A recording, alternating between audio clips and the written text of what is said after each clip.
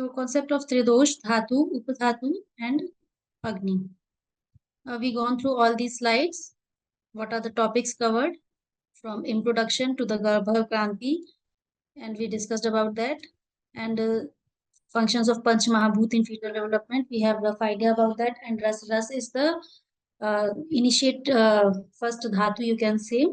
वायु विवृद्धि कर, तो किसी भी वृद्धि में वायु का ही कारण है. You can say in the modern science also it is said that the fastest growing tumor. What is tumor? Tumor is any part other than our body. So that fetus is also an external part. So it is correlated as a fastest growing tumor is a developing fetus as it grows up around 3 kgs in 9 months. So Vayu Vivridhikar, the similar concept here again. So you can see things are same, only the terminologies are different that I said in all the classes. And धातु का क्या काम है, तो रस से ही initiate होता है और वो रस ही हम लोगों ने डिस्कस किया था लास्ट क्लास में. ये जस्ट मैं एक रिवीजन करा रही हूँ जो हमने पिछले क्लास में किया था. जस्ट गो थ्रू दैट कि रस ही जो है हर पार्ट्स में 3 पार्ट्स में बेसिकली डिवाइड होता है for the nourishment of that pregnant lady, for the foetus and for the preparation of lactation. तो स्तन्य धातु में जाता है आगे लैक्टेशन के लिए, फीटस के लिए जाता है थ्रू अपरा एंड गर्भनाल एंड रस रक्त मांस में दस्ती मज्जा शुक्र जो उत्तर धातु निर्माण होता है गर्भिणी स्त्री के लिए.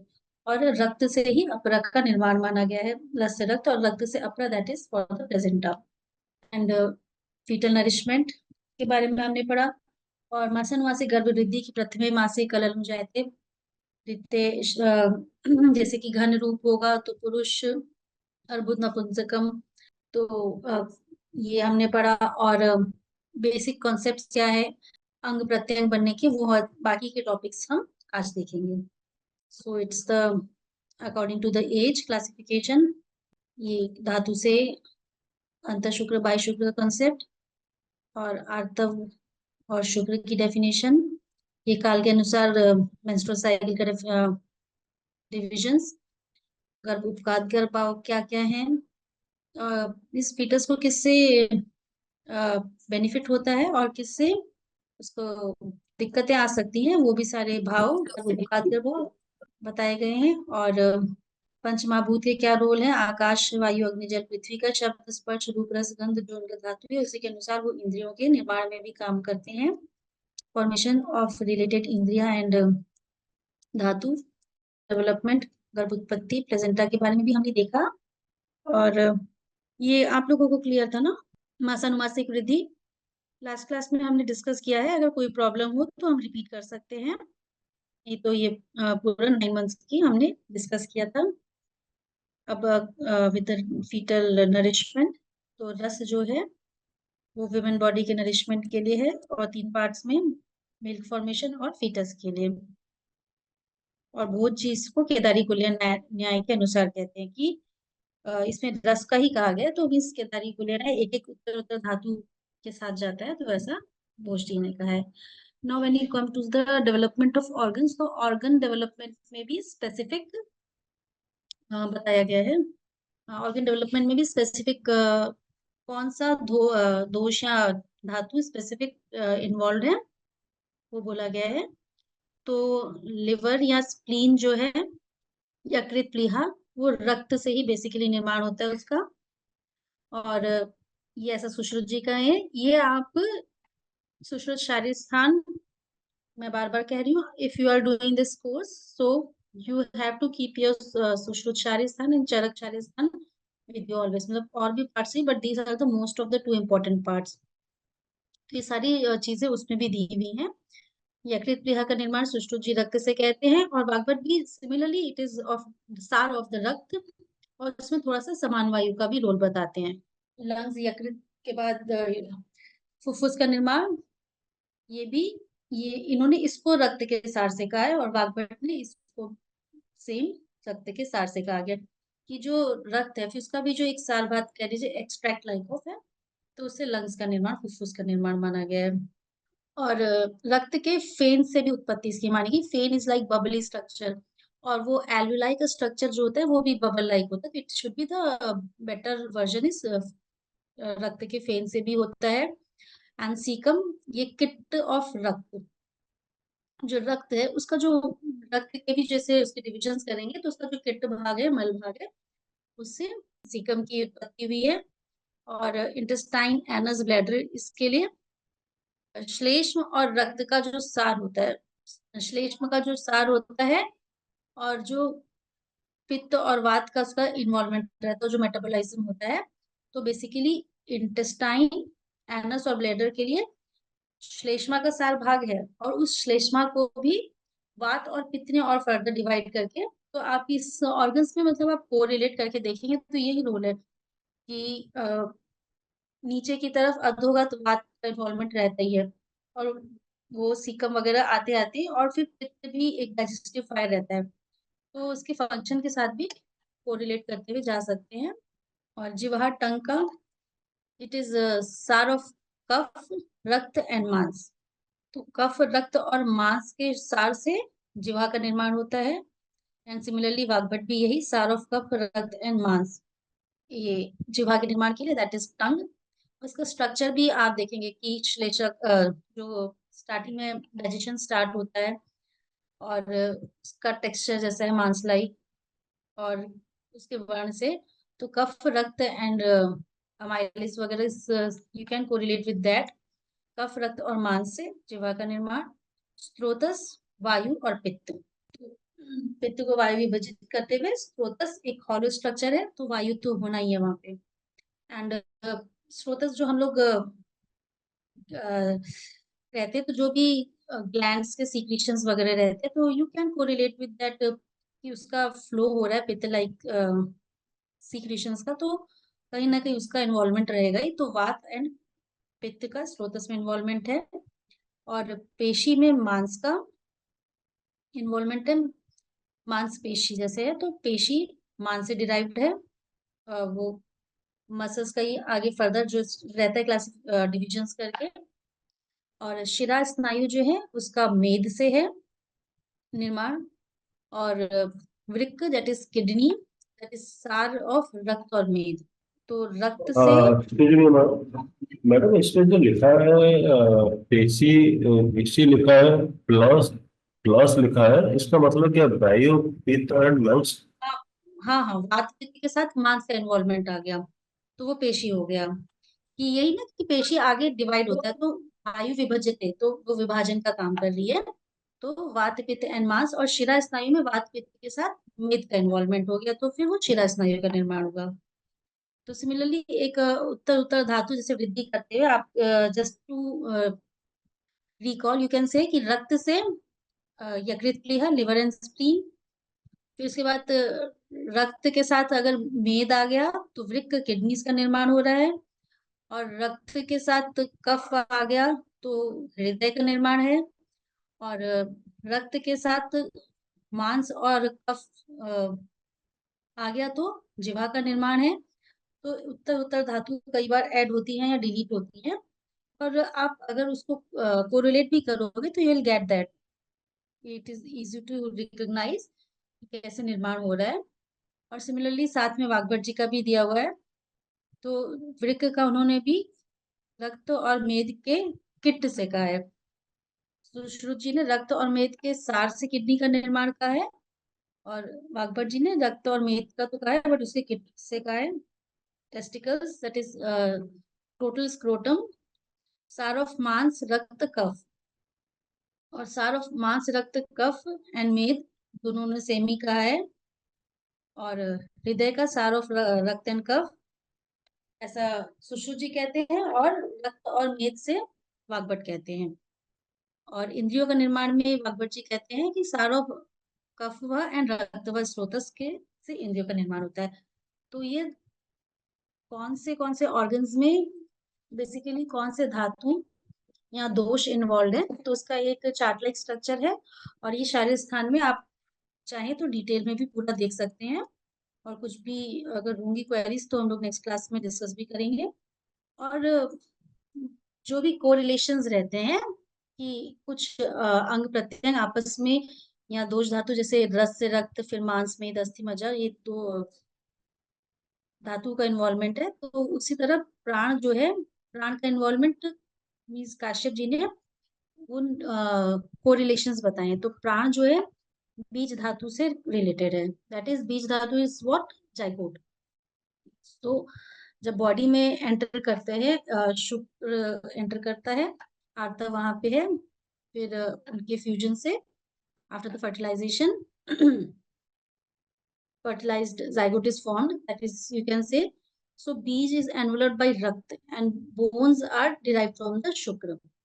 जो भी कि पिता के साइड से या शुक्र के साइड से कौन से भाव होंगे, लाइक जो भी हार्ट स्ट्रक्चर्स हैं, अस्थि हुए या मेल जेनाइटल्स हुए, तो ये सब शुक्र का involvement, what we can say like chromosome, basically कौन से क्रोमोसोम से क्या स्ट्रक्चर्स मिलते हैं। तो ये उस टाइम की टर्मिनोलॉजी थी। और बीच इज एनवलप्ड बाय द रक्त, तो सॉफ्ट टिश्यूज के लिए लाइक मांस एंड आमाशय, तो इन सब के लिए आर्तव धातु से रिलेटेड चीजों जो रक्त का रहता है उसका इन्वॉल्वमेंट माना जाता था। तो प्राण जो है उसकी कोरिलेशन जो बीज धातु है जाइगोट से करते हैं। Similarly bones are related to the मांस। तो ये हम लोग देखें कि बोन्स के ऊपर मांस की कवरिंग होती ही है, और मांस बोस मांस धातु, अस्थि धातु और स्नायु, ये सब जो है ये आपस में इंटरकनेक्टेड है। एंड एनाटॉमिकल स्ट्रक्चर आप लोगों ने पढ़ा ही होगा। तो it is very easy to correlate the all these things. बस इनकी जो शब्दावली है हमारे शास्त्रों में, वो मीन्स उसका एक्सट्रैक्ट यही निकलता है, बट चीजें वही है। So once again I am saying कि ये शारीरिक स्थान के 5वें अध्याय में और फर्स्ट 3 अध्याय में जो आर्तव और शुक्र का डिस्क्रिप्शन है, देन गर्भक्रांति, और फिर इसके बाद एंड फॉर्मेशन एंड एनाटॉमी, जो हमने अभी आज पार्ट डिस्कस किए हैं, तो वो शारीर 5 में आपको मिल जाएंगे। तो कम से कम ये नेक्स्ट वीक जब तक हम लोग मिले, तो सुश्रुत शारीर के 5 अध्याय please go through that, and Charak शारीर का 8वां अध्याय है। All these things are correlated. और रक्त का कोरिलेशन हृदय से है, और इसका फिर यकृत, प्लीहा और फुफ्फुस। तो हम लोग कुछ भी एनामलीज होती है तो उसमें पता ही चलता है कि अगर आपके ब्लड में clots and anything is there, so it will effect the heart, and due to that some obstructions will be there, and liver is involved, and further spleen and lungs will be, वो breathing issues आते हैं due to ketoacidosis and many things. तो all these things are involved, and same thing is that कि रक्त का संबंध हृदय से है, हृदय का यकृत से, यकृत का प्लीहा और प्लीहा का फुफ्फुस से। So all these things are attached to और इंटर रिलेटेड, और एनाटॉमिकल भी इनमें कुछ ना कुछ कोरिलेशंस होते ही हैं। और वर्ण के बारे में अगर बात करें, तो वर्ण में भी महाभूत के बारे में बताया गया है कि किस महाभूत की प्रधानता में वो महाभूत बेसिकली जाइगोट के टाइम से ही, at the time of fertilization, वो बीज अपना लेके ही आते हैं। तो उसमें अगर तेज और जल धातु की प्रधानता है, साथ में आकाश है, तो गौर वर्ण है। और सुश्रुत जी ने तेज और जल का ही कहा है। चरक और वाग्भट में इसमें आकाश की भी इन्वॉल्वमेंट कही है, और हारित में पित्त की इन्वॉल्वमेंट से गौर वर्ण।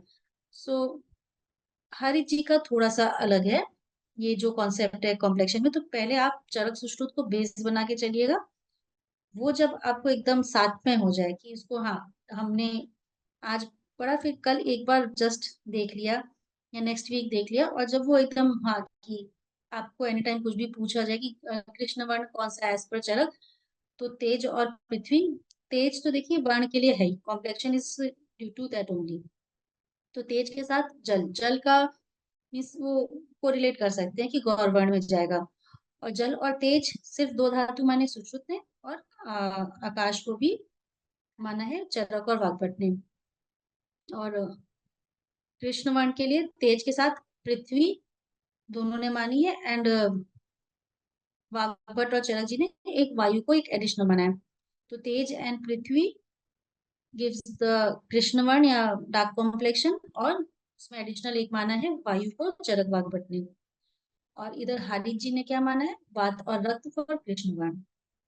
श्याम वर्ण के लिए पंचमहाभूत माने हैं चरक और वाग्भट जी ने, और कफ एंड रक्त माना है हारित जी ने।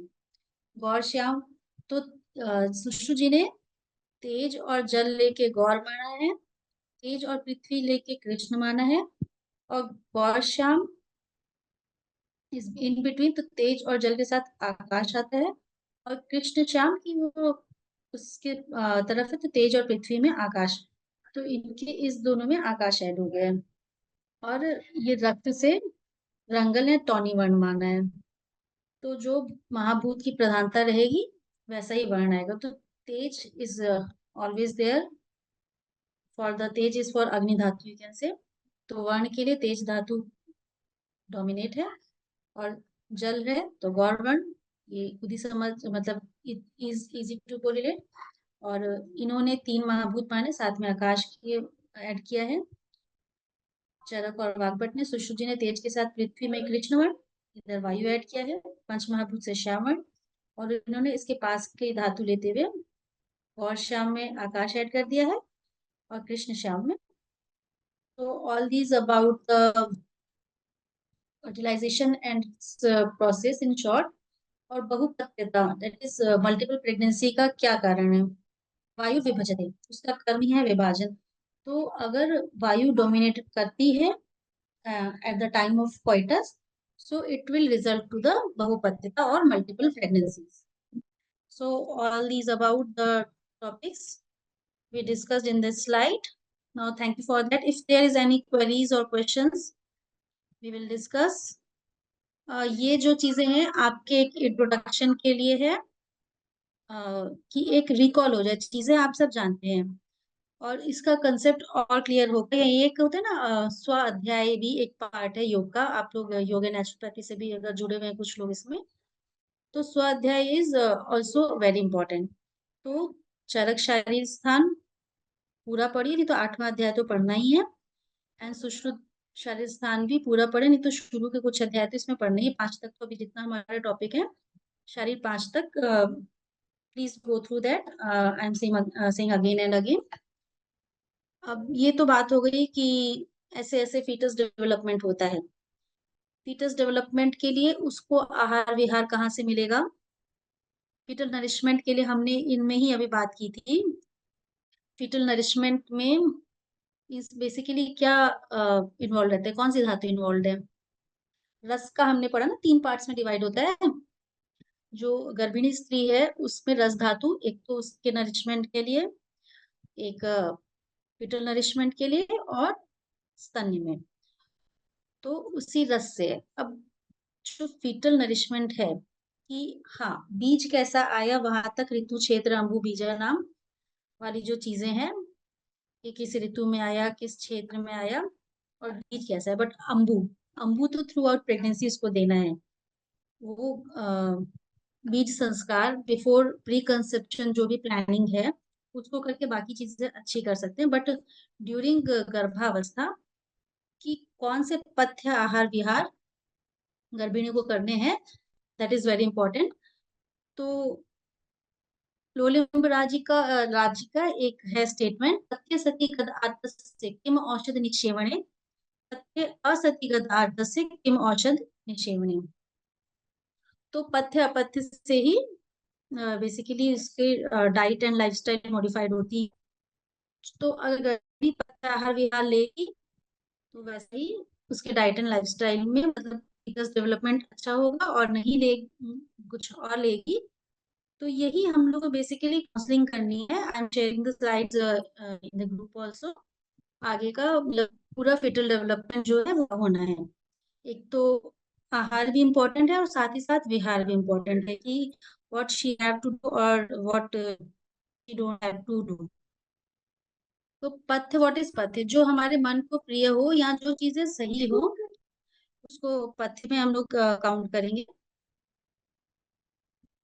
तो पथ्यम पथो अनपेतम यच्च मनस प्रियम, तद कर्म कर्तव्यम। पथ्य, पथ्य, अनपेतम, यच्च मनस प्रियम, तद कर्म कर्तव्यम। तो जो भी मन को प्रिय है वो पथ्य है, और यत्र अप्रियम अपथ्यम च नित्यम तदगच्छति। मीन्स हमारी बॉडी की ही डिमांड रहती है। गर्भिणी को जैसे नहीं कहते कि चौथे मास में जो उसकी इच्छा है उसको दे दो, तो इट इज मीन्स अगर सपोज कैल्शियम डेफिशिएंसी, तो वो नहीं, आप लोगों ने गांव में देखा होगा, लोग चॉक्स खाते हैं या कुछ भी खाते हैं, तो उसके means worms and all that reasons या साइड इफेक्ट्स तो है ही। तो साथ ही साथ उसके साइड इफेक्ट्स जो हैं, बट वो एक उसके अंदर से डिजायर रहती है due to deficient in calcium, वो उसको खाना होता है। तो जो गर्भिणी की भी गौहर अवस्था के टाइम, वो सिर्फ एक इच्छा नहीं होती, वो एक कहीं डेफिशिएंसी रहती है कि वो चीजें शी रिक्वायर्ड। तो बट हाँ, उसको सही तरीके से लेना है, ये नहीं कि कुछ भी अनहाइजीनिक सा खिला देना है। वो यहाँ उसको संस्कारित करके मॉडिफाई करके उसको एक बेनिफिशियल फॉर्म में हमें देना है। तो जो मन को प्रिय हो वो पथ्य है इन शॉर्ट। और मन को क्या प्रिय होता है? जो हमारी न्यूट्रिशनल डेफिशिएंसी होती है। हाँ, आजकल के टाइम में बहुत ही सिंथेटिक चीजें या जो भी आ रही, तो वो so we have to take care of the diet. और अपथ्य क्या है कि जो हमारे शरीर को नुकसान करे या जिसे खाने की बिल्कुल भी इच्छा ना हो, तो वो अपथ्य में आता है। लाइक काट, दधी, कुचिका, शाल, शुक्त, मिस, ये सब चीजें जो स्क्रैपिंग का काम करेंगी, या बहुत ही गुरु आहार है, या बहुत ही मीन्स एक्सट्रीम लेवल पे अगर अम्ल में चला गया, तो all these are goes to the अपत्य लेवल। हाँ, ओकेजनली इस वो नहीं कि एक टंग की डिजायर्स होती है, तो ड्यू टू दैट उसको आप ओकेजनली कभी ले लो, बट उसके साथ में उसका अनुपान ऐसा लो, या पोस्ट दैट मील आप ऐसा लो कि हाँ, उसके जो साइड इफेक्ट्स हैं वो कम हो जाए, इन केस अगर कभी लेना भी है। या उसको कम से कम ही लेना है, और पथ्य चीजें ही ज्यादा लेना है। तो ये काउंसलिंग हमें फीमेल को करनी होगी। एंड एज पर कि अभी जो ग्रीष्म ऋतु चल रही है, तो ग्रीष्म ऋतु के अकॉर्डिंग उनको काउंसलिंग करना होगा, जिनके भी ओपीडीज में आएगी, कि हाँ, जस्ट एक तो सीजनल नेचर जो भी है, एक पूरा ही सिस्टमैटिक वे में चीजें बना के चलती है। कि ग्रीष्म ऋतु है, तो इस समय एनर्जी एकदम कम पे रहती है। इसके अकॉर्डिंग भी बल निम्न रहता है। हमारे शास्त्रों में भी ऐसा लिखा गया, आचार्यों ने कहा है।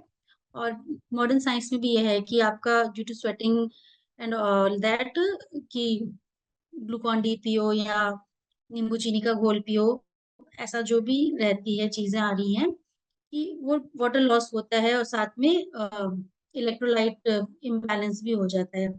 तो जो नेचर ने बनाए, लाइक वाटरमेलन, मैंगो, ये सब क्या है? ऑल दिस में शुगर लेवल है, वाटर कंटेंट अच्छा है, खीरा, ककड़ी एंड जो भी चीजें हैं, तो नेचर जो है एकदम बैलेंस बनाया हुआ है। तो you have to counsel your patient कि हाँ, उस पुरुषम पुरुष वीक्ष के कॉन्सेप्ट को देखते हुए, ये नहीं कि डायबिटिक है तो हम उनको बोलेंगे कि मैंगो एंड वाटरमेलन लो। No, if there is not any complain, तो जो भी सीजनल फ्रूट्स एंड वेजिटेबल्स हैं उसको ही फोकस करना है।